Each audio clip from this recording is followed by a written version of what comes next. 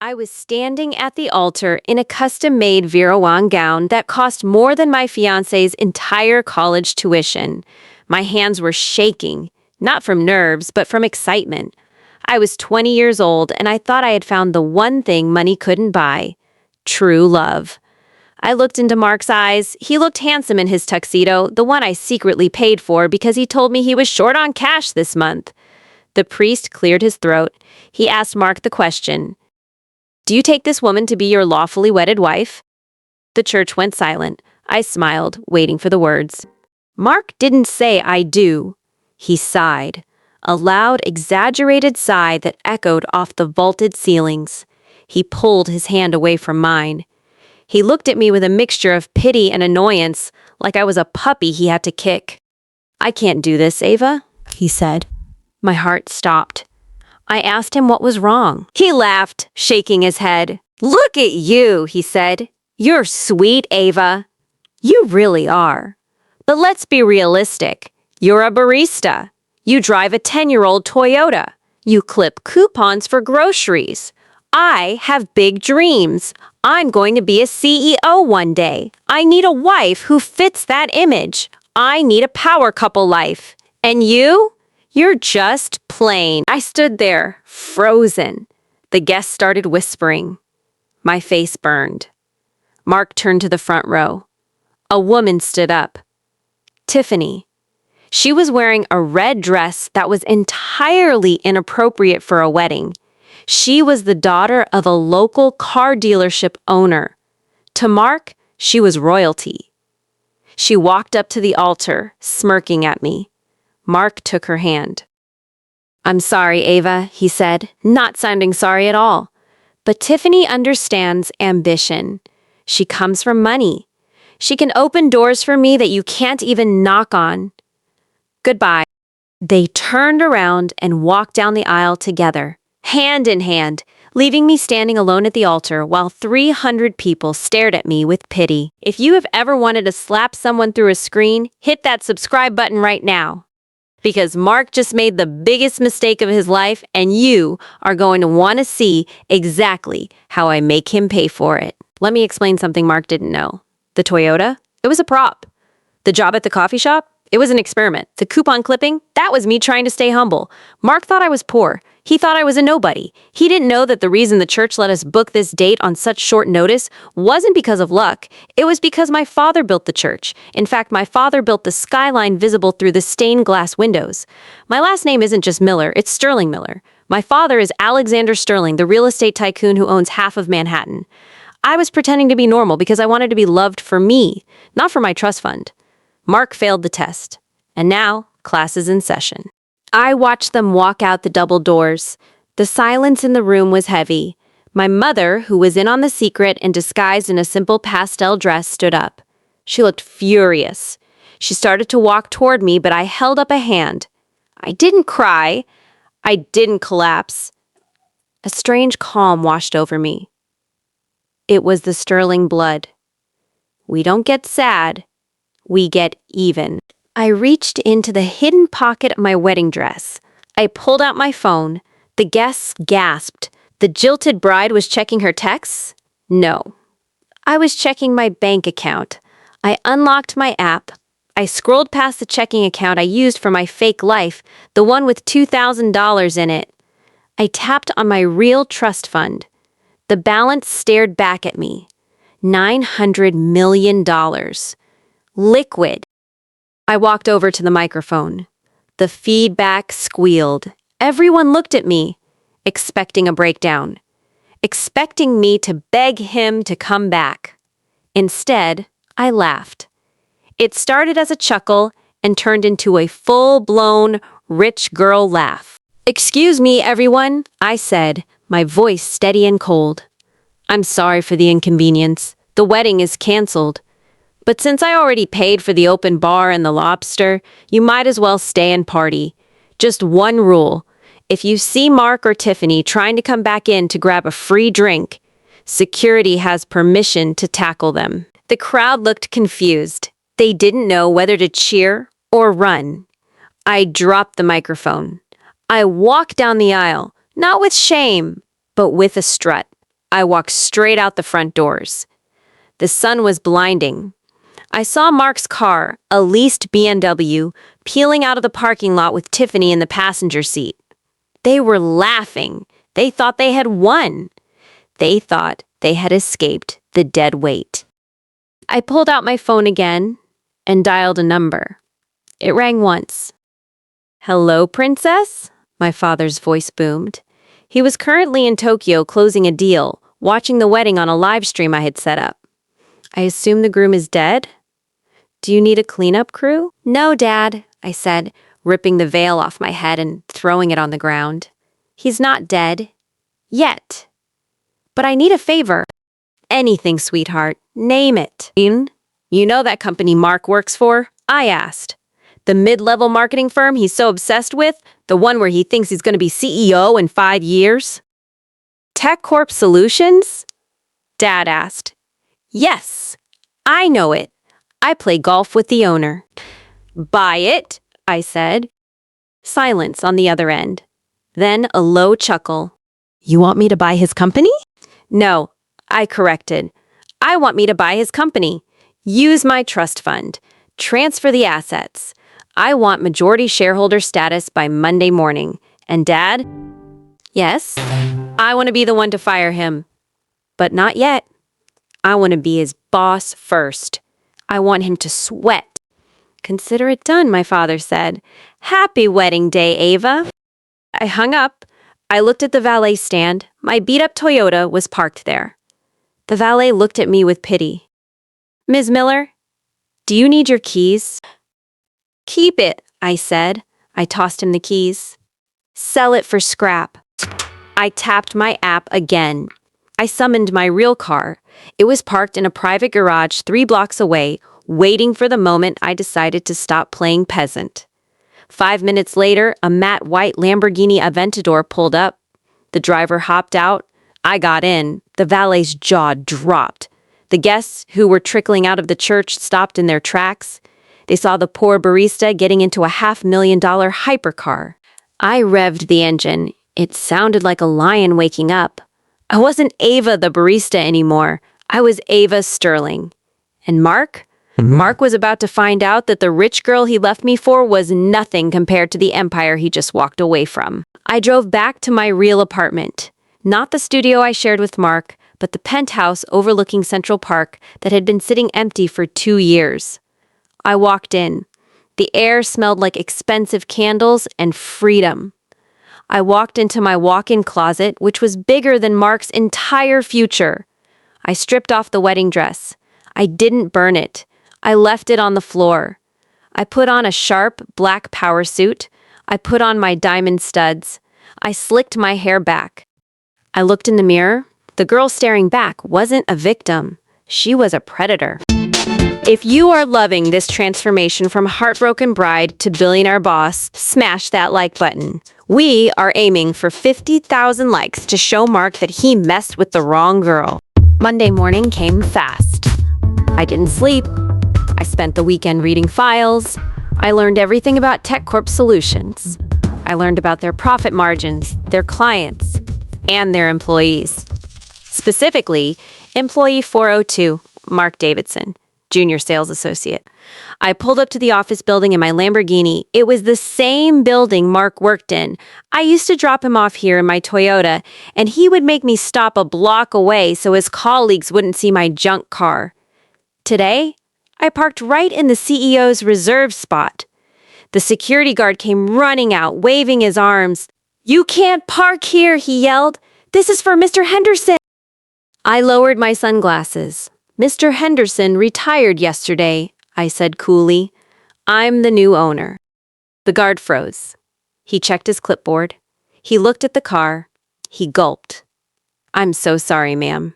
Go right ahead." I walked into the lobby. The elevator ride to the top floor felt like a rocket launch. I walked into the boardroom where the executive team was waiting. They all stood up. Old men in gray suits. They looked confused to see a 20-year-old girl in charge. I didn't care. I sat at the head of the table. "Let's get to business," I said. "I own 51% of this company as of this morning. Nothing changes in operations. except for one thing.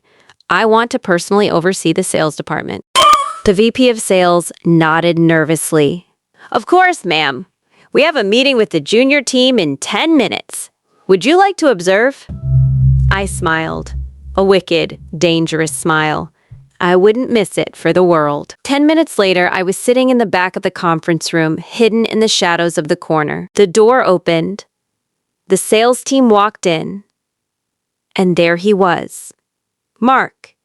He looked happy. He was laughing with a coworker, probably bragging about his weekend, probably telling them how he ditched the dead weight. He sat down. He didn't see me. The VP started the meeting. Before we begin, the VP said, I'd like to introduce our new majority shareholder and interim CEO. She has taken a special interest in our team. Mark leaned forward, trying to look impressive for the new boss. Please welcome Miss Sterling. I stood up. I stepped out of the shadows. The light hit my face. Mark turned around. His smile froze. His eyes bulged out of his head. He looked like he had seen a ghost. He blinked, trying to process the data. Ava? He whispered. Hello, Mark, I said, my voice echoing in the silent room.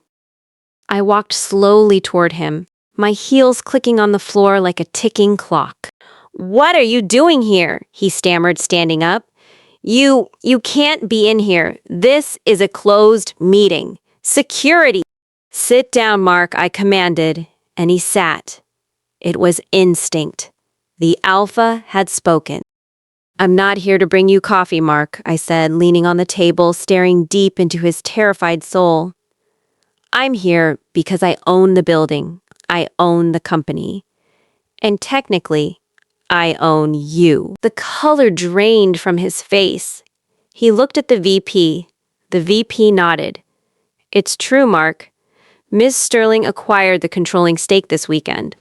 Mark looked back at me. His brain was short-circuiting. But you're a barista. You drive a Toyota. I laughed again, that same rich girl laugh. Oh, honey, I was pretending. I wanted to see if you loved me or my money. And you made your choice. You chose Tiffany, the car dealer's daughter. Cute. I walked around the table, circling him like a shark. You said you wanted a power couple life, Mark. You said you wanted a wife who could open doors. Well, I just bought the door, and I'm about to slam it in your face. But I'm not firing you, I whispered in his ear. That would be too easy. No, Mark, I'm going to keep you. But from now on, you're not a junior associate. You're my personal assistant. And your first job, go get me a coffee and make sure it's hot. This is just the beginning. If you want to see how I turn his life into a living nightmare, hit that subscribe button. The real torture starts now. Mark stood there for a solid 10 seconds, his mouth opening and closing like a fish out of water. The VP of sales coughed awkwardly. Go on, Mark, I said, checking my manicure. A distinct shade of Chanel red. The coffee isn't going to fetch itself. And remember, oat milk. If I taste dairy, you're cleaning the break room fridge. He turned around, his face burning with humiliation, and walked out of the conference room. The entire executive board watched him go. These were the men he looked up to, the men he wanted to impress. And now, they were watching him take orders from his ex-fiancé. I turned back to the board. Gentlemen, meeting adjourned. I have an office to redecorate. I didn't just take over the CEO's office, I transformed it. By noon, my team had removed the stuffy mahogany furniture and replaced it with modern white Italian leather and gold accents. I had a view of the entire city, my city. But the best addition was the desk I set up right outside my glass wall. It wasn't a cubicle. It was a small, wobbly folding table I had someone buy from a discount store. That was Mark's new station. I wanted him to sit there, in plain sight, like a zoo animal on display. He came back with the coffee. He placed it on my desk, his hand trembling. Here you go, Ava. Miss Sterling. I took a sip. I grimaced. It was lukewarm. I poured it into the trash can right in front of him. "Try again," I said, "and this time, run." He looked like he wanted to scream. He looked like he wanted to quit. But he couldn't. I knew his financial situation. Mark lived paycheck to paycheck to fund his fake lifestyle. He had a lease on a luxury apartment he couldn't afford, car payments on that BMW, and now a high-maintenance girlfriend named Tiffany who probably expected weekly gifts. If he quit, he would lose his severance, his reputation, and his ability to pay for Tiffany's affection. He was trapped, and I held the key. If you are enjoying watching this cheater get served a tall glass of karma, hit that like button.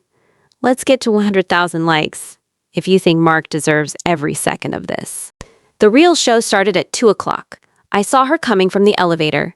Tiffany, the rich girl, the car dealership heiress. She was wearing a dress that screamed, "Look at me," covered in logos so everyone would know she spent money. She walked past the reception, flipping her hair, looking for Mark. She thought he was the rising star of the company. She had no idea he was currently sitting at a folding table sorting my junk mail. She saw him. She stopped. Her perfectly painted eyebrows shot up. "Mark?" she asked, her voice shrill. "What are you doing sitting there? Where is your office?" Mark jumped up, panic written all over his face. "Tiffany! Babe! We're undergoing some restructuring. This is just temporary." "Restructuring?" she scoffed. "You look like a receptionist. We have reservations at Nobu in an hour. You promised to take me shopping for a new purse beforehand. Let's go." I pressed the intercom button on my desk. It broadcasted my voice to the speaker right above Mark's head. "Mark," I said, my voice smooth and loud. "Who is that disturbing the work environment? Tell her to leave." "You have 300 pages of files to shred." Tiffany froze. She recognized the voice. She whipped her head around and looked through the glass wall of my office. She saw me. I was leaning back in my chair, spinning a diamond pen, smiling at her. She stormed into my office without knocking. The audacity! She marched right up to my desk. "Ava?" she shrieked. "Are you stalking us? Did you get a job here as a secretary just to be close to Mark? This is pathetic, even for you." I didn't stand up. I didn't raise my voice. I just looked at her outfit. "Is that polyester?" I asked genuinely. "It looks flammable." Her face went red. "Excuse me? This is designer." But I wouldn't expect a broke barista to know fashion. "Get out of Mark's office. You're embarrassing yourself." I laughed. It was a cold sound. "Mark's office?" I pointed to the folding table outside. "That is Mark's office. This is mine." She blinked. "What are you talking about?" I stood up slowly. I walked around the desk. I stood toe-to-toe with her. She was wearing heels, but I still felt taller. "Tiffany, sweetie, you really should do your research. I didn't get a job here. I bought the building." She stepped back, confused. "You? What?" "I bought the company," I clarified. "Yesterday. Cash, which means Mark works for me now, and judging by his performance today, he's not doing very well." She looked back at Mark through the glass. He was burying his head in his hands. She looked back at me. "You're lying. You're poor," Mark told me. "You drive a Toyota." I reached into my pocket. I pulled out the key to my Lamborghini. It was heavy, sleek, and unmistakably expensive. I tossed it onto the desk. It landed with a heavy thud next to my platinum credit card. "I was pretending, Tiffany," I whispered. "It's a little game rich people play called avoiding gold diggers." Mark failed, and clearly he found exactly what he was looking for in you. She stared at the key. Her brain was trying to connect the dots. The barista, the wedding, the purchase, the Lamborghini. The realization hit her like a slap in the face. She wasn't the rich girl in this scenario. She was the budget version. So I continued, checking my watch. "Unless you have an appointment, I suggest you leave. My hourly rate is higher than your father's net worth, and you're wasting my time. She opened her mouth to say something, but nothing came out. She looked at Mark with disgust. You told me she was a nobody, she yelled at him through the glass. Mark looked up, helpless. I didn't know. I pressed the intercom button again. Mark, escort your guest out, and then get back to shredding. If you're not done by 5, don't bother coming in tomorrow. Tiffany stormed out, her heels clacking angrily. She didn't wait for Mark. She didn't look back. Mark watched her go, looking like a puppy that had just been kicked. He looked at me, pleading, Ava, please. She's going to break up with me if I don't take her to dinner. I need this job. I have debts. I smiled. Debts? Oh, Mark, that sounds like a you problem. But since I'm a generous boss, I'll let you keep your job. But we need to discuss your salary. He perked up. My salary? Yes, I said. I'm cutting it by 50%. Junior assistants don't make commission, Mark. You're on minimum wage now. Welcome to the lifestyle you thought I lived. His jaw dropped. 50%? I can't live on that. I have the car lease. I have the apartment. I shrugged. Then maybe you should sell the car. Or better yet, ask Tiffany to pay for it. After all, she's the rich one, right? I turned my chair around, facing the window, dismissing him. Get to work, Mark. The shredder is hungry. I heard him whimper, then the sound of the paper shredder starting up. It was music to my ears. But I wasn't done with him yet. Taking his money was just step 1. I wanted to take his dignity. I wanted to take his friends. And most of all, I wanted to expose him to the world for the fraud he was. I pulled out my phone and called my father. Hey, Dad, I said. How's the new acquisition? He asked. Entertaining, I replied, but I need a favor. You know the charity gala this weekend? The one where all the billionaires in New York gather? Yes? I want you to invite Mark. Send him a VIP invitation. Why would you want that slime ball at our gala? Dad asked. Because, I said, watching Mark sweat over the shredder. He thinks he belongs in our world. I want to show him exactly how small he really is. And I want front row seats when he realizes that the car dealer's daughter can't get him past the velvet rope. If you want to see Mark try to fit in with billionaires and get absolutely destroyed at the most exclusive party of the year, make sure you are subscribed. The gala is going to be a disaster for him and a masterpiece for us. The invitation arrived on Mark's desk the next morning. It wasn't an email. It was heavy, cream-colored cardstock with gold leaf lettering sealed with wax. The annual Sterling Foundation Gala. Tickets were $5,000 a plate, but his invitation was marked VIP guest. Complimentary. I watched him open it from my office. I saw the exact moment his ego inflated. He didn't think it was a trap. He thought it was an apology. He thought that maybe, just maybe, I realized I had been too harsh. Or even better, he thought his natural charisma had finally been noticed by the elite circle. He ran out to the lobby to call Tiffany. I could hear him bragging. Babe, we're in! The Sterling Gala. This is it. This is where I network with the billionaires. Get a new dress. We're gonna own the night. I sipped my espresso and smiled. He had no idea he was walking into a lion's den wearing a steak suit. If you want to see exactly how a fake millionaire acts around real billionaires, hit that like button. We are about to witness the most cringe-worthy night of Mark's life. Saturday night. The venue was the Metropolitan Museum of Art. The red carpet was rolled out. The paparazzi were flashing their cameras at senators, tech moguls, and movie stars. I arrived in a limousine wearing a dress that was designed to stop hearts and start rumors. It was black silk, backless with a slit that went up to my thigh. It was my version of the revenge dress. I wore the Sterling family diamonds around my neck, a necklace worth more than TechCorp Solutions. I walked in, and the room turned. People whispered. "That's Ava Sterling," they said. "The heiress. The new CEO." I greeted my father, who was holding court by the champagne tower. He winked at me.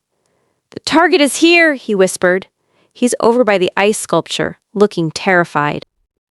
I turned to look. Mark and Tiffany had arrived. And oh, it was painful to watch. Mark was wearing a tuxedo that was clearly a rental. The sleeves were a half-inch too long, and the fabric had that cheap, shiny polyester sheen under the lights. Tiffany was wearing a neon pink gown covered in sequins that looked like a prom dress gone wrong. She was taking selfies with everything: the waiters, the flowers, the floor. They stood out like a sore thumb in a room full of understated elegance. They were trying to mingle. I saw Mark approach the CEO of a major banking firm. Mark extended his hand, flashing a fake smile. "Mark Davidson," I heard him say loudly. "Future tycoon." The CEO looked at him, then looked at his cheap shoes and simply turned away without saying a word. Mark's smile faltered. He grabbed a glass of champagne and downed it in one gulp. This is the difference between money and class. You can rent the tux, but you can't rent the respect. If you agree that money can't buy style, subscribe to the channel right now. You don't want to miss what happens when the auction starts. I decided it was time to say hello. I walked over to them, flanked by 2 security guards. Mark saw me coming. His eyes scanned my dress, then the diamonds. Regret flashed across his face. Pure, unadulterated regret. He looked at Tiffany, who was currently trying to pick a loose sequin off her dress, and then back at me. "Ava," Mark said, his voice breathless. "You look incredible." "Ms. Sterling," I corrected him, not stopping. "I see you got the invite. I assume you know this is a charity event?" "It's for the orphans." "Of course," Mark said, puffing out his chest. "We love orphans. We're here to support the cause." Tiffany chimed in, eyeing my necklace with jealousy. "It's a nice party, Ava. A bit stuffy for my taste, but the free booze is okay." "Enjoy it," I said coldly. "It's the most expensive champagne you'll ever drink. Don't spill it on the rental." Bauer. I walked away before he could respond, leaving him simmering in his own inadequacy. I went to the stage. It was time for the main event. The live auction. This was where the rich flexed their muscles. We were auctioning off rare art, vintage cars, and luxury vacations. I took the microphone. "Welcome, everyone," I said. "Tonight, we are raising money for the city's youth programs. I hope you brought your checkbooks. And remember, it's not about what you buy, it's about who can give the most." I looked directly at Mark. I challenged him with my eyes. I knew his weakness, his ego. He was here with Tiffany. He had been rejected by the banking CEO. He felt small. He needed to do something big to prove he belonged. He needed a win. First item, the auctioneer announced. A vintage 1955 Rolex Submariner. Starting bid is $10,000. Paddles went up. $15,000. $20,000. I saw Mark whispering to Tiffany. She was nodding aggressively. She wanted him to buy something to show off on Instagram. $30,000. A man in the front row shouted. "Do I hear 35? The auctioneer asked. Mark raised his paddle. $35,000! He shouted, looking around the room for applause. People politely clapped. He beamed. He looked at me smugly. "See? I have money." I nodded to the auctioneer. $40,000. I bid calmly. Mark's smile dropped. He looked at Tiffany. She nudged him. "Don't let her beat you, Mark. You're a CEO." "And what, 45,000? Mark screamed, his face turning red. "Clock up 50,000? I countered instantly. The room was buzzing. Everyone knew who I was. Nobody knew who Mark was, but they were enjoying the show. Mark was sweating. He didn't have $45,000. He barely had $45. But the adrenaline of the gamble had taken over. 60,000! Mark yelled. The room went silent. 60,000 for a watch worth maybe 30. It was a stupid bid. Going once, the auctioneer said. Going twice. I locked eyes with Mark. I held up my paddle. I waited until the very last second. He held his breath, waiting for me to outbid him, waiting for me to save him from his own stupidity. I slowly lowered my paddle. I smiled. Sold! The auctioneer slammed the gavel. To the gentleman in the back for $60,000! Applause erupted. Mark stood there, frozen, the color drained from his face. He didn't win. He lost. He just agreed to pay $60,000. He looked at me with panic in his eyes. He expected me to keep bidding. He expected me to play the game. I didn't play the game. I ended it. A lovely woman with a credit card machine walked over to him immediately. Congratulations, sir, she said brightly. We can take payment right now. Debit or credit? Mark stammered. Can I write a check or bill me later? The woman's smile faded. I'm afraid not, sir. Policy requires immediate payment for all bids under $100,000. Card, please. Tiffany was clapping, oblivious. You got it, babe. Let me see the watch. I left my wallet in the car, Mark lied, his voice cracking. I just need to go get it. The woman signaled to security. Two large men stepped forward. Sir, you placed a bid. You signed the agreement when you entered. Attempting to flee a charity auction is fraud. The room went quiet. The applause stopped. People were turning around. The banking CEO was watching. My father was watching. I was watching. Card, sir. The security guard said firmly. Mark reached into his pocket with a shaking hand. He pulled out his credit card. The same card I knew was maxed out because I had checked his credit report that morning. He handed it to the woman. She swiped it. Beep.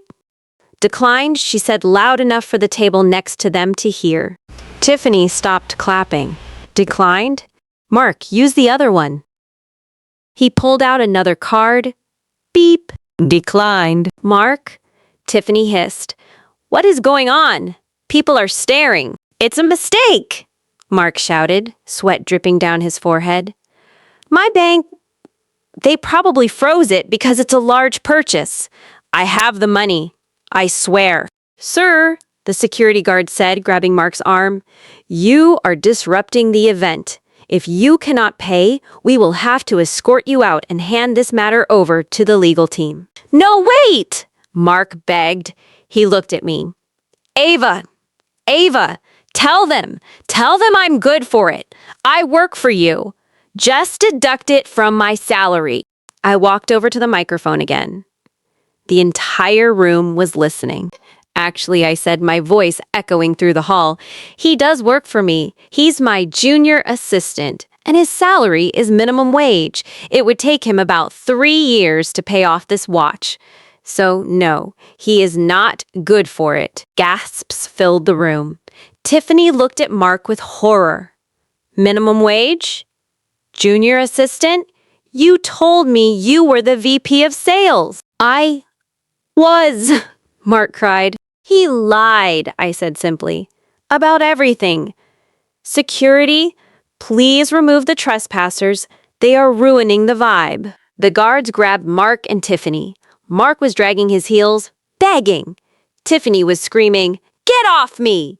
Do you know who my father is? Yes, I said to myself as they were dragged out the back exit.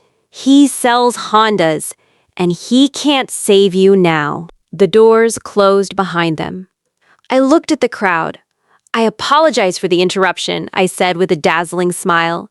Shall we continue the bidding? The room erupted in applause. They loved it. The rich love a public execution of a fraud. I walked off the stage, my heart racing. I had humiliated him in front of the entire city.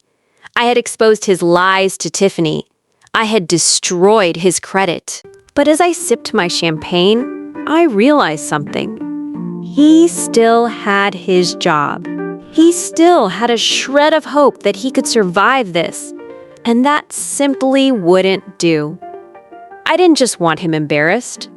I wanted him broken. I pulled out my phone and sent a text to the HR department. Subject: Employee Mark Davidson. Action: transfer him. New location: the basement archive. No windows, no internet, and cut the AC. If you think the basement is too good for him, leave a comment below.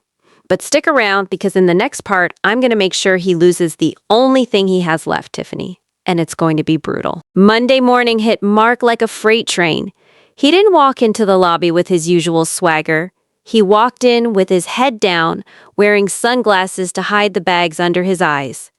He tried to go to the elevator that led to the executive floor, but his badge didn't work. The light blinked red. Access denied. The security guard, the same one Mark used to ignore, walked over with a smirk. "Mr. Davidson," he said, "your clearance has been updated. You're not on the top floor anymore. You're in Archive Room B. Take the service elevator to the sub-basement." The sub-basement. It sounded like a dungeon. And it was. I had personally inspected it. It was a concrete box with flickering fluorescent lights that buzzed like angry hornets. There were no windows. The air conditioner didn't reach down there, so it was a humid 80 degrees. And the smell? It smelled like old paper and despair. I watched on the security camera feed from my penthouse office as Mark walked in. He looked around at the stacks of dusty boxes. His desk was a metal folding chair and a table that wobbled. I picked up the phone and dialed his extension. "Good morning, Mark," I said. "I hope you like the new office. It's quiet. Perfect for reflection." "Ava, please," he begged, his voice echoing in the empty room. "It's hot down here. I can't breathe. I have asthma." "I checked your medical records, Mark," I said coldly. "You don't have asthma. You have an allergy to hard work. Now listen closely. I have a task for you. And if you complete it, I might consider letting you have a desk fan." "Anything," he said. "Tell me!" I need you to hand deliver a package," I said to Tiffany. He froze. "Tiffany?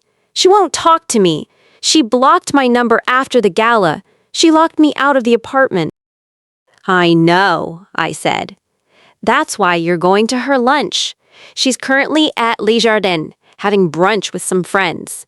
I want you to take this box to her. Tell her it's a gift from me, a peace offering." Mark hesitated. "A peace offering? From you?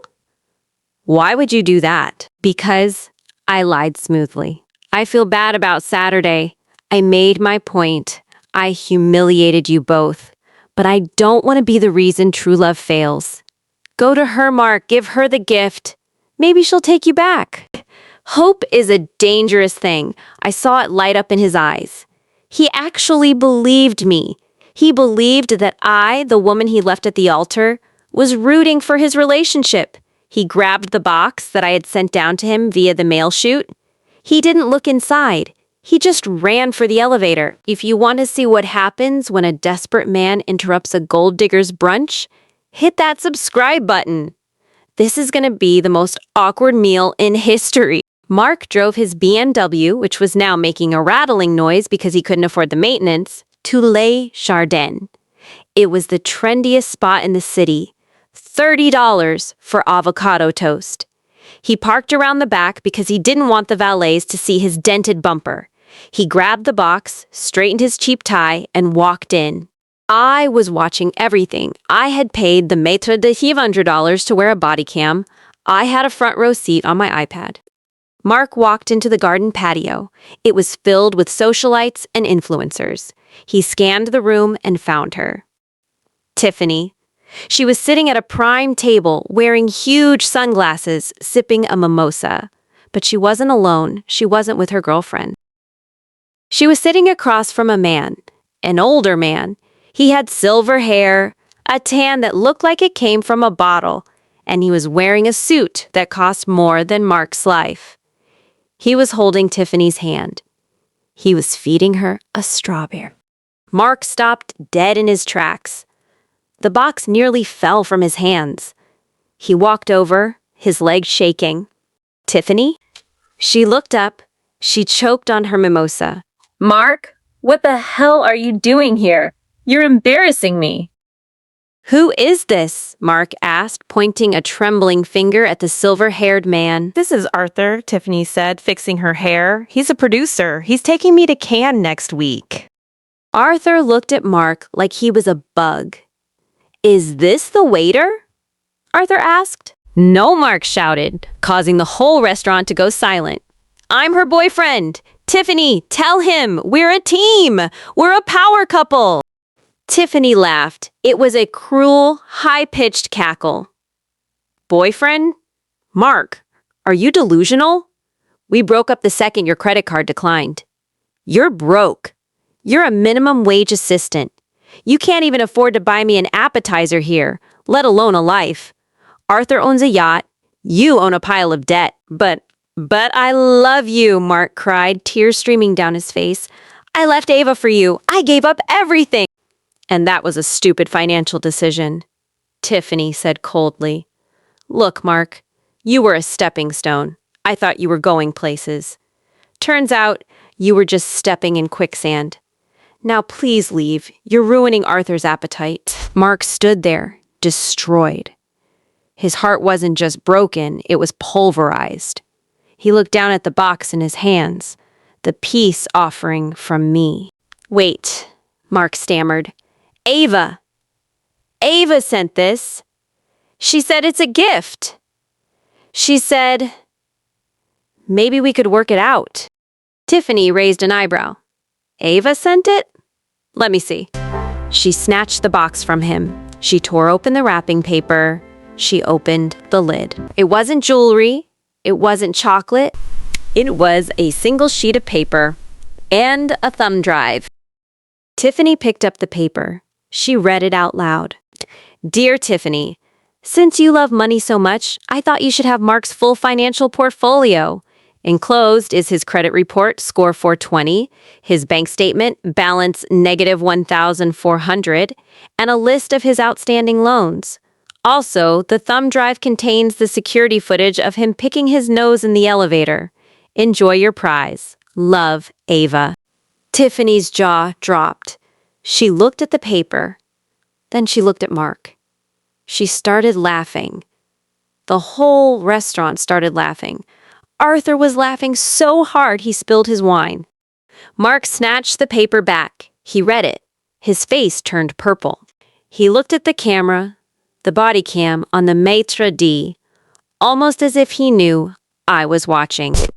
"Ava!" he screamed at the sky. "You ruined everything!" Security grabbed him. "Sir, you need to leave." They dragged him out, kicking and screaming, while Tiffany went back to eating her strawberry. I sat in my office, sipping my tea. It was Earl Grey, hot. The mission was a success. Mark was single, humiliated, and now completely broken. But there was one loose end, the BMW. I picked up my phone and called the bank.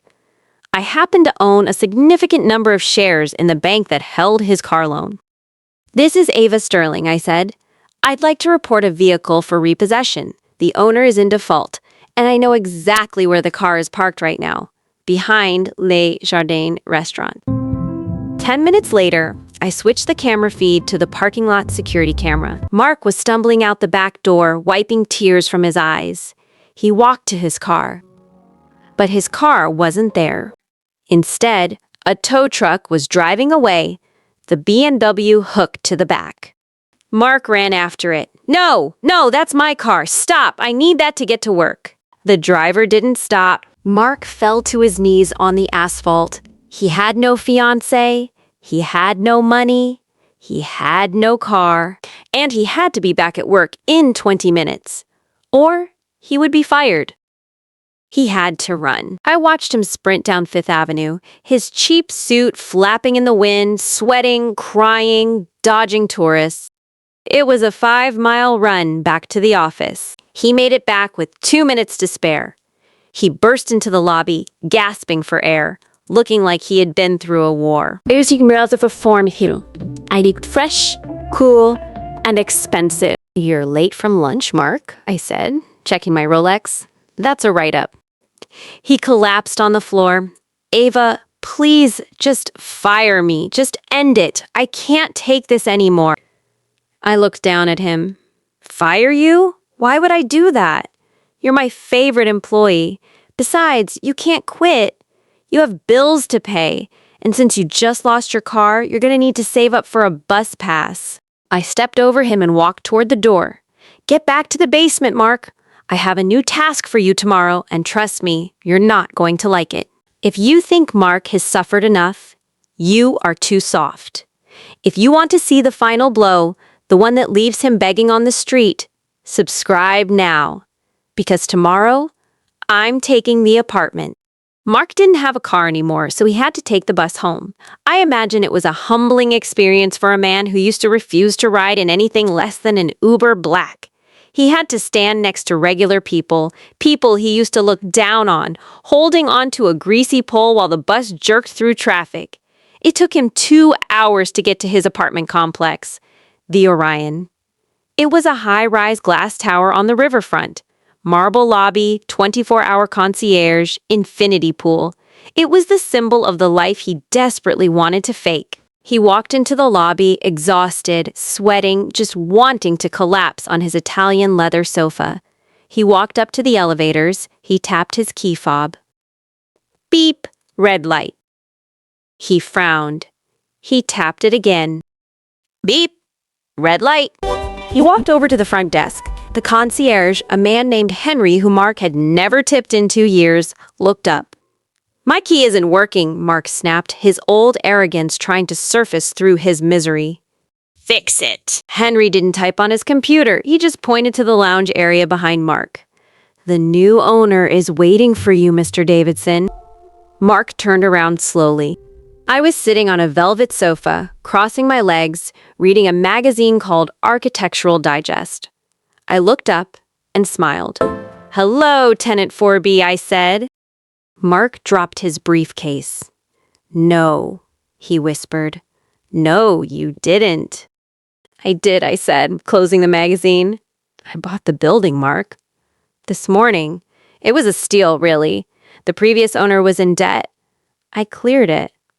Which means I am now your landlord. Mark's face went pale. So what? I have a lease. You can't just kick me out. I have rights. You do have a lease, I agreed, standing up and walking toward him. I read it very carefully. Clause 14, Section B. Failure to pay rent by the 5th of the month results in immediate termination if the tenant has a credit score below 600. And guess what today is, Mark? I checked my phone. It's the 6th. And thanks to your little stunt at the auction on Saturday, your credit score is currently hovering somewhere around... tragic. But I can pay, Mark lied. I have savings. No, you don't, I said. I saw your bank statement, remember? You are overdrawn. You spent your rent money on that suit you're wearing, the one that smells like failure. I snapped my fingers. 2 men in blue coveralls walked out of the service elevator. They were carrying boxes. Mark's boxes. What is this? Mark screamed. Those are my things. We took the liberty of packing for you, I said. Well, we packed what was valuable. The rest? Well, the furniture was leased, so the rental company took that back. The electronics were on a payment plan you stopped paying, so they're gone. These 3 boxes? This is everything you actually own. Mark ran to the boxes. He ripped one open. It was full of his old college hoodies and some protein powder. My TV! He yelled. My espresso machine! Repossessed, I said calmly. Being poor is expensive, Mark. You should know that. You used to lecture me about financial responsibility, didn't you? He looked at me with pure hatred. Where am I supposed to go? It's night. You can't put me on the street. I can, I said. And I am. But because I'm a benevolent landlord, I have a parting gift for you. I reached into my purse. I pulled out a small nylon bag. Mark looked at it. What is this? Cash? It's a tent, I said. A pop-up tent. It's waterproof. Highly rated on Amazon. I figured since you like the outdoorsy look of your new office in the basement, you might enjoy sleeping in the park. He didn't take it. He just stared at me, trembling. Why are you doing this, Ava? Is this all because I left you? Because I didn't want to marry a barista? No, Mark, I said, my voice dropping to a whisper. I'm doing this because you are a predator. You use people. You used me for 2 years. You let me pay your bills while you saved up for Tiffany. You made me feel small so you could feel big. I'm just returning the energy. I'm showing you what you really are without the lies. You are nothing. I tossed the tent at his feet. Security, I called out. 2 large guards stepped forward. Mr. Davidson is trespassing, I said. Please escort him and his property off the premises. And if he comes back, call the police. You're a monster, Mark screamed as the guards grabbed his arms. You're a witch. I'm a Sterling, I corrected, and we don't get mad. We get real estate. They dragged him out the revolving doors. I watched through the glass. It was starting to rain. Of course it was. The universe loves cinematic timing. Mark stood on the sidewalk, surrounded by his 3 cardboard boxes. He looked up at the building. He looked at me. I gave him a little wave. He kicked a box in frustration, picked up the tent, and started walking into the darkness. If you think this is the ultimate justice, smash that like button. But we aren't done yet. He still has a job. He still has a sliver of dignity left. And tomorrow, I'm going to take that too. I went up to the penthouse. Mark's old apartment was on the 4th floor, but I took the top one for the night. I stood on the balcony, looking down at the city. I could see Central Park from here. I wondered if Mark was figuring out how to set up that tent. My phone buzzed. It was a text from my father. Oh, I can read with you? I heard you bought the Orion. Nice building. What's the plan? We said, or I typed back. Renovations, starting with taking out the trash. I slept like a baby that night. The next morning, I arrived at the office early. I had a special meeting scheduled. Not with the board, with Mark. He came in at 9 a.m. sharp. He looked terrible. His suit was wrinkled, his hair was messy. He smelled like rain and damp earth. He had clearly slept outside. He walked past the reception desk, keeping his head down, trying to get to the basement before anyone saw him. Mark, I called out from the balcony of the 2nd floor. He froze.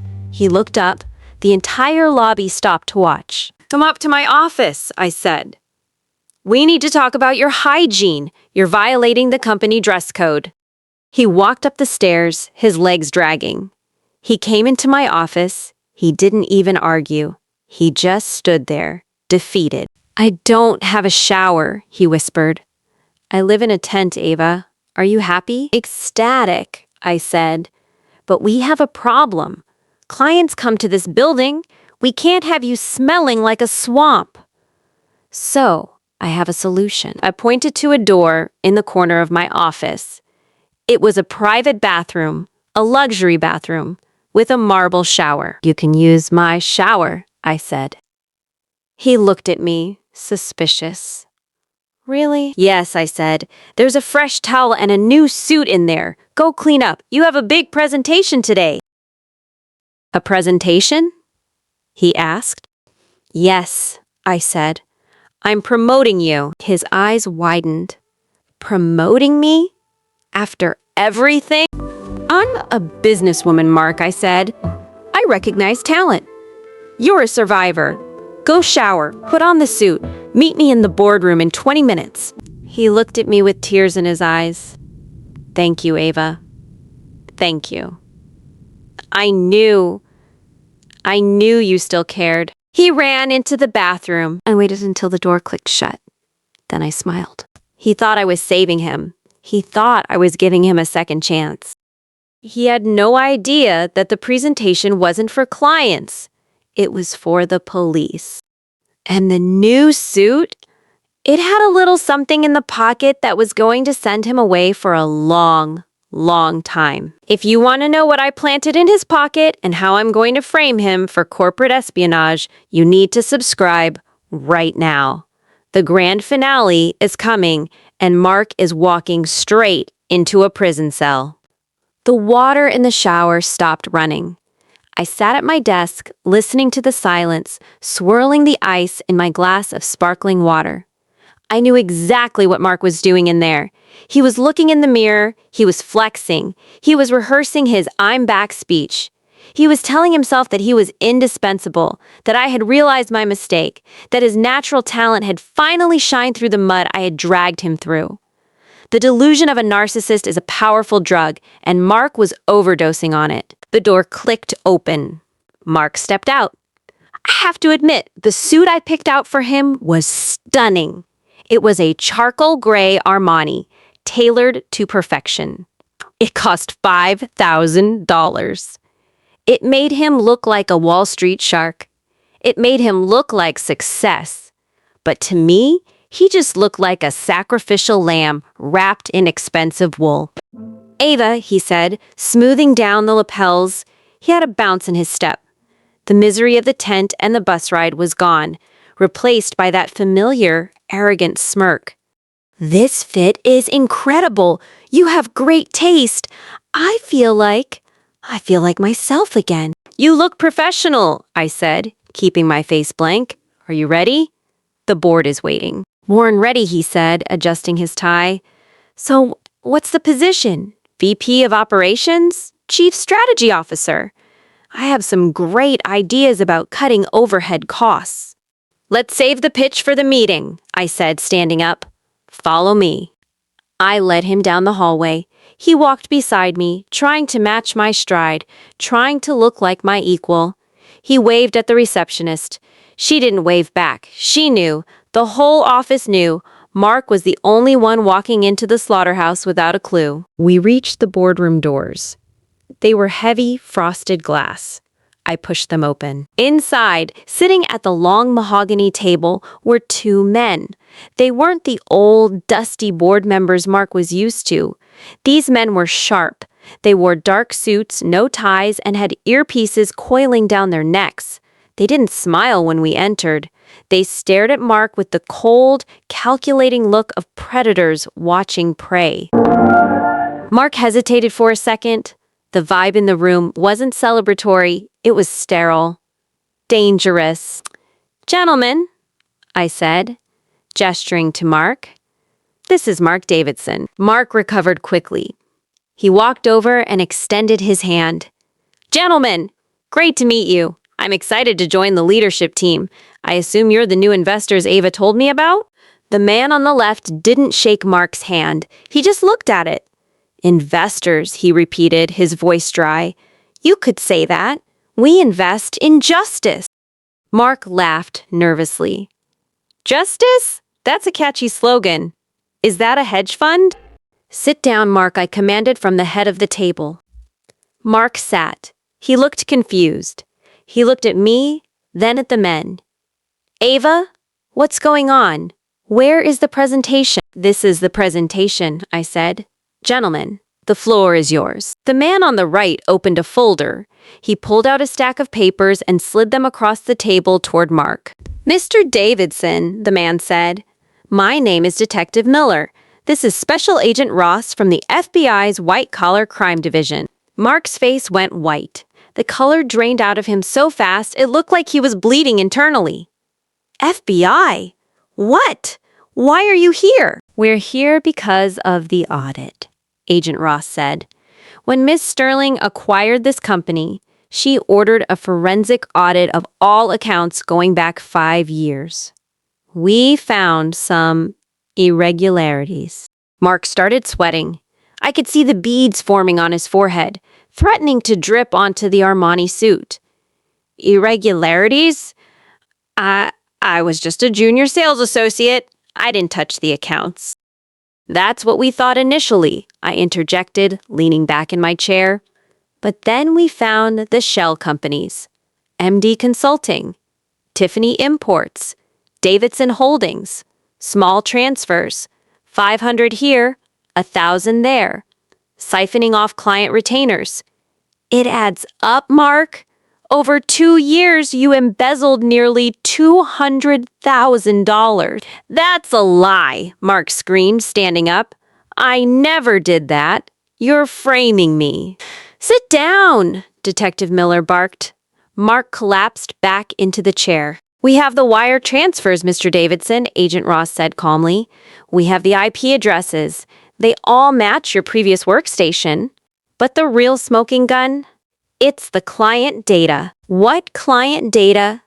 Mark stammered. The data you stole, I said softly. The entire database of our top-tier clients. Names, social security numbers, bank details. Someone downloaded it onto a portable drive this morning. From inside this building. I didn't, Mark cried. I was in the basement. I didn't have computer access. We know, I said. But then you came up to my office, you were alone, and we tracked the download to the executive terminal in my office while you were showering. I was in the shower, Mark yelled. Check the cameras. We did, Agent Ross said. But the drive isn't in the computer anymore. It's on the person who stole it. And we have reason to believe it is currently in this room. Mark looked around wildly. Well, it's not me. Search me. I have nothing. I smiled. A slow, shark-like smile. Go ahead, Mark. Show them. Empty your pockets. Mark stood up confidently. He reached into the pockets of his pants. Empty. He reached into the inside pocket of the jacket. His hand froze. His eyes went wide. He felt something. A small rectangular object. He looked at me. I winked. What's the matter, Mark? I asked. Find something? No, he whispered. No. You gave me this suit. You put this here. Pull it out, Mr. Davidson, Detective Miller ordered, his hand moving toward his hip. Mark slowly pulled his hand out. Resting in his palm was a silver USB drive. The label on it read, Confidential Class Basters. I've never seen this before, Mark screamed. She planted it. She set me up. This is a trap. A trap? I asked innocently. Mark, I gave you a shower and a suit because you smelled like a dumpster. Are you accusing me of forcing you to steal corporate secrets? You put it in the pocket, Mark yelled, pointing at me. She hates me. She's crazy. She's doing this because I left her. Agent Ross stood up. He pulled a pair of handcuffs from his belt. The metal clicked ominously. Mr. Davidson, you are under arrest for grand larceny, embezzlement, and corporate espionage. Turn around and place your hands behind your back. No! Mark backed away, knocking over his chair. Ava, tell them! Tell them it's a joke, please! I can't go to jail. I'm not built for jail. You're right, I said, standing up and walking over to him. You're not built for jail. You're soft. You're weak. But don't worry, Mark. You look great. That suit, it's really gonna pop in your mugshot. Mark lunged at me. I'll kill you! The detectives were faster. They tackled him. Mark hit the floor hard, his expensive suit slamming against the carpet. They wrenched his arms back. Click. Click. The cuffs were on. They hauled him to his feet. He was crying now. Ugly, sobbing tears. Snot running down his nose. The arrogance was dead. The CEO was dead. All that was left was a criminal. You won't get away with this, he sobbed as they dragged him toward the door. I'll get a lawyer. I'll sue you. With what money? I called out after him. You're broke, remember? And since I froze your assets pending the investigation, you can't even afford a public defender's parking ticket. Have fun with the court-appointed attorney, Mark. I hear they're overworked. The doors closed. The screaming faded. Silence returned to the boardroom. Wow. I walked over to the window and looked down. A few minutes later, I saw them lead him out the front entrance. A police cruiser was waiting. They shoved him into the back seat. He looked up at the building one last time. I waved. He was gone. I turned back to the empty room. The USB drive was sitting on the table where the detective had bagged it as evidence. Did I plant it? Of course I did. Was he innocent? Absolutely not. He had embezzled the money. The financial crimes were real.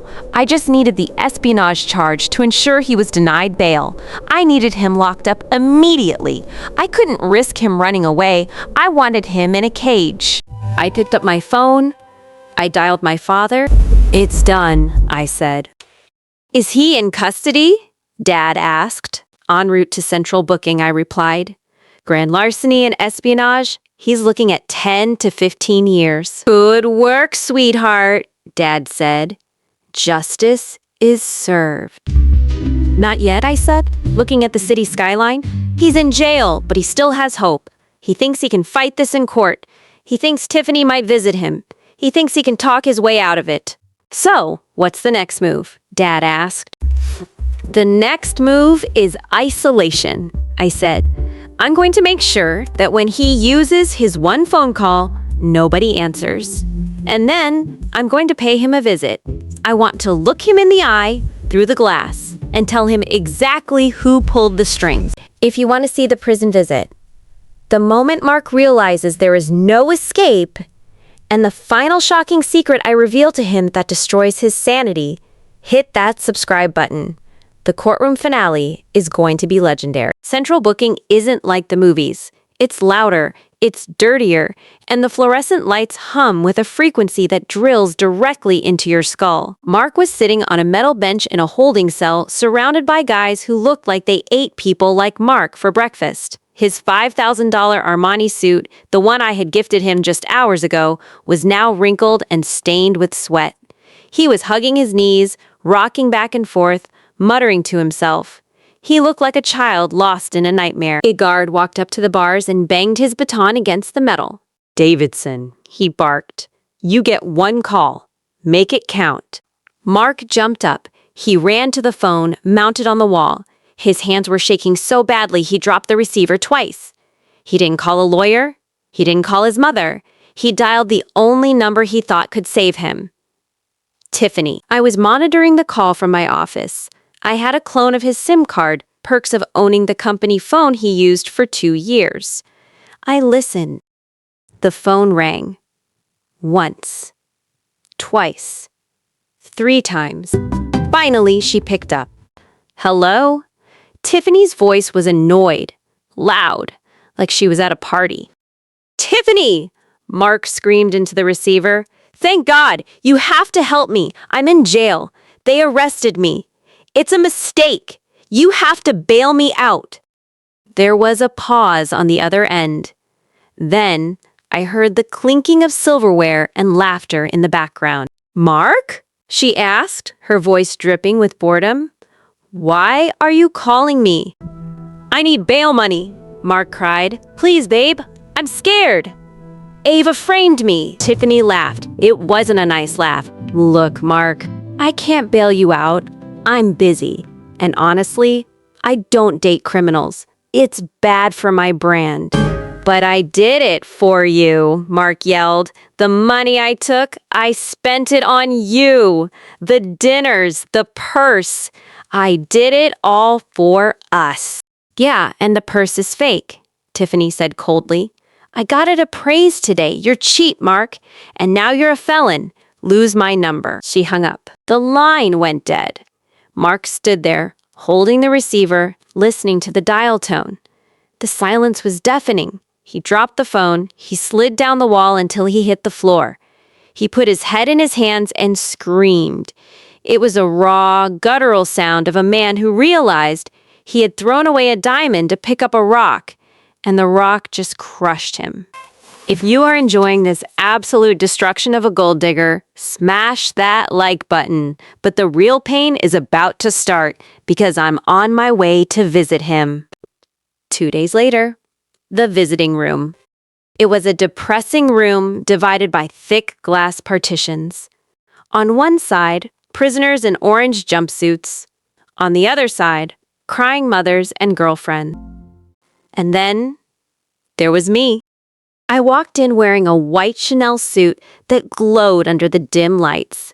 I wore oversized sunglasses and carried a Birkin bag. The other visitors stared. The guards stared. I looked like an angel descending into hell. I sat down at booth number 4. A few minutes later, the door on the other side buzzed open.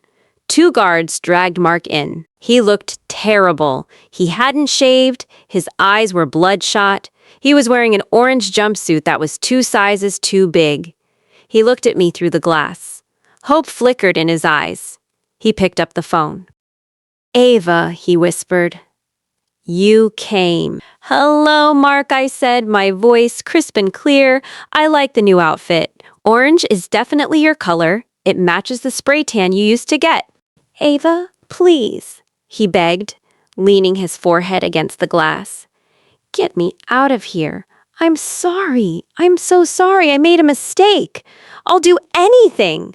I'll sign whatever you want. I'll work for free for the rest of my life. Just get me a lawyer. Get me bail." I took off my sunglasses. I looked him dead in the eye. "Mark, I didn't come here to bail you out. I came here to tell you something. A little secret." He paused.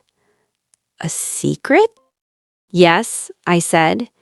"You see, the FBI had the evidence of the embezzlement, sure, but they needed a witness to corroborate the timeline. They needed someone who saw you spending the money, someone who could testify that you were living beyond your means."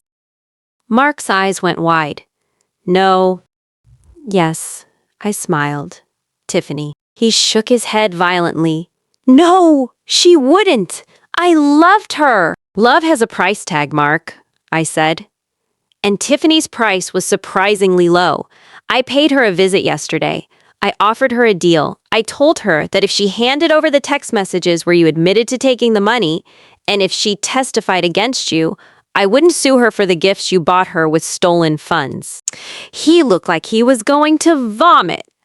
She testified against me? She sang like a bird, Mark. She gave them everything. The dates, the amounts. She even told them about the offshore account you tried to set up. She sold you out to save her own skin. And the best part? She did it while wearing the necklace you stole money to buy her. Tears streamed down his face. "Why?" he sobbed. "Why are you doing this to me?" "Because," I said, leaning closer to the glass, "you broke me, Mark. You stood at that altar and humiliated me in front of everyone I love. You told me I wasn't enough. You told me I was plain. You told me I had no future. I just wanted to show you my future. And unfortunately for you, you're not in it." I stood up. I slung my bag over my shoulder. "I have to go, Mark. I have a dinner reservation at Le Jardin. Tiffany is meeting me there. We're going to toast to your sentence." "Wait!" Mark screamed, slamming his fist against the glass.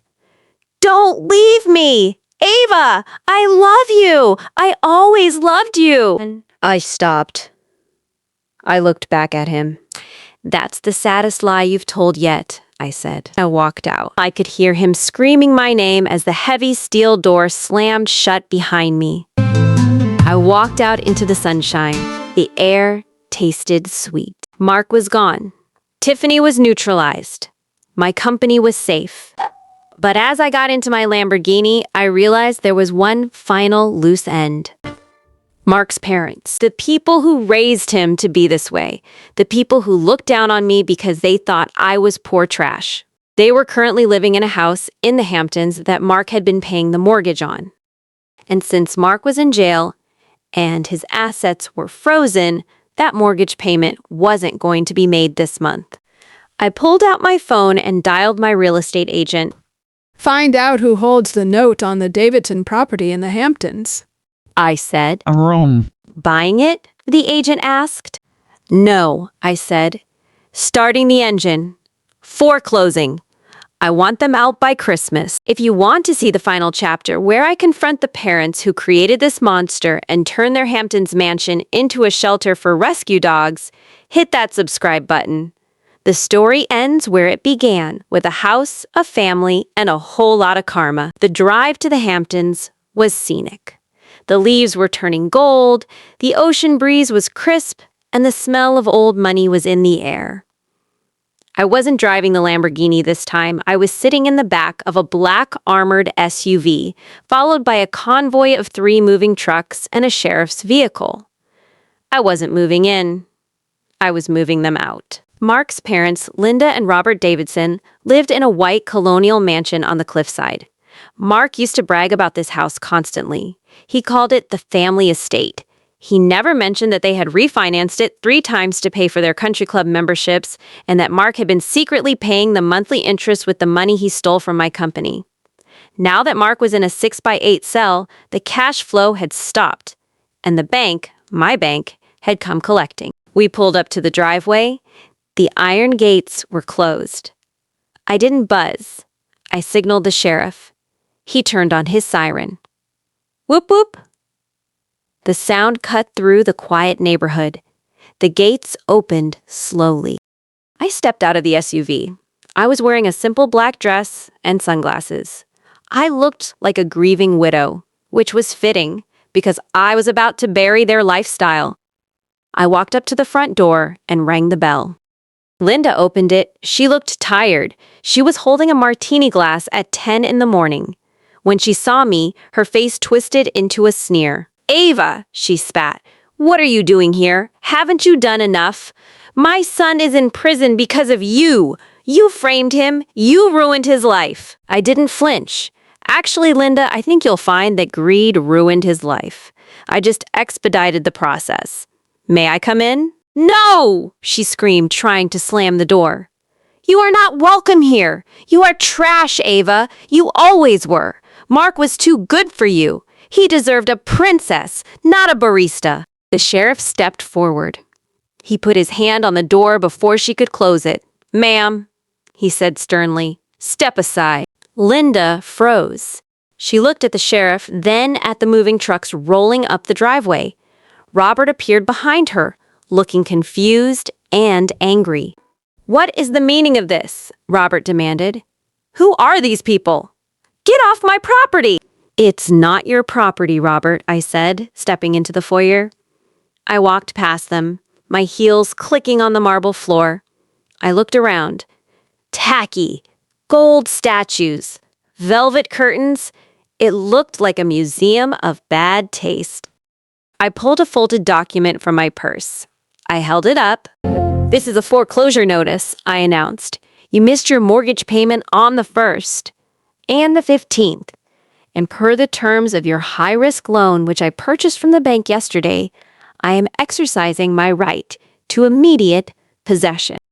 Robert laughed nervously. You? You purchased the loan? Don't make me laugh. You serve coffee for a living, Mark told us. You're poor. I signaled to my assistant, who was standing by the door. She handed me a tablet. I tapped the screen and held it up to Robert's face. It showed my bank balance. Robert squinted. He counted the zeros. His face went pale. He dropped his reading glasses. You're a Sterling? He whispered. As in Alexander Sterling? He is my father, I said. And I am the CEO of Sterling Holdings. Which means I own this house. I own the furniture. I own the rug you're standing on. And frankly, Robert, you're getting mud on it. Linda dropped her martini glass. It shattered on the floor, splashing vodka everywhere. No, she gasped. That's impossible. Mark said you drove a Toyota. It was a test, Linda, I said, stepping over the broken glass. A test of character. Mark failed, and so did you. You treated me like dirt because you thought I had nothing. You encouraged him to leave me for Tiffany because she had a better pedigree. Well, look where that got you. Your son is in jail, Tiffany is a witness for the prosecution, and you are homeless. Get out! Linda shrieked, lunging at me. This is my house! I raised my children here! The sheriff stepped in between us. Ma'am, calm down. You have 1 hour to gather your personal effects. Anything left behind will be auctioned off. 1 hour? Robert shouted. That's inhumane. We have nowhere to go.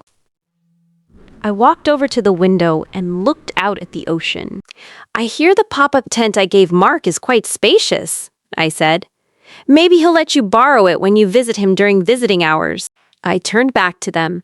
My face was stone cold. 59 minutes. I walked out to the patio to watch the movers work. It was efficient. They packed the art, they packed the silver, they packed the life the Davidsons had built on a foundation of lies. Linda was crying on the front lawn, clutching a fur coat. Robert was on the phone, screaming at his lawyer, who I assumed was telling him there was nothing he could do. As the last truck was loaded, I walked over to the for sale sign the realtor had just planted in the yard. I pulled it out of the ground and threw it in the bushes. I'm not selling this place, I told the sheriff. He looked at me. You're not? It's prime real estate, Miss Sterling. No, I said, looking at the massive white mansion. It has bad energy. I don't want humans living here. Then, what are you going to do with it? He asked. I smiled. I'm turning it into the Sterling Sanctuary, a luxury shelter for rescue dogs, specifically strays. Dogs that were kicked out, abandoned, and treated like they were worthless. They're going to live better than Mark ever did. They're going to sleep on these silk sofas and run on this manicured lawn. The sheriff chuckled. That's poetic justice, ma'am. I got back into the SUV. We drove away, leaving Linda and Robert standing on the curb with a few suitcases, watching their estate turn into a doghouse. 6 months later, I sat in the courtroom. The jury had returned the verdict. Guilty on all counts. Mark stood up. He looked thin. His hair was thinning. He looked at me in the back row. I didn't smile. I didn't wave. I just watched. The judge sentenced him to 12 years in federal prison. As the bailiff led him away, he stopped. He looked at me one last time. He mouthed the word, "Why?" I stood up and walked out. I didn't owe him an answer, but if I did, I would have told him this. Because you didn't love me, you loved the idea of success. And you didn't realize that success isn't about the car you drive or the suit you wear. It's about who you are when nobody is watching. I walked out of the courthouse. My phone buzzed. It was a text from the shelter manager at the Hamptons house. She sent me a picture. It was a golden retriever puppy sleeping peacefully on Mark's old bed, chewing on one of his old loafers. I smiled. Finally, the house was filled with loyalty. I got into my car. The driver held the door open. Where to, Miss Sterling? I put on my sunglasses. The office, I said. We have an empire to run. And that, my friends, is how you deal with a gold digger. Never let anyone treat you like an option when you know you're the prize. If you enjoyed this story of savage revenge, make sure you subscribe and turn on notifications. You never know who I'm going to take down next. Thanks for watching, and remember, be careful who you kick on your way up, because you might meet them on your way down.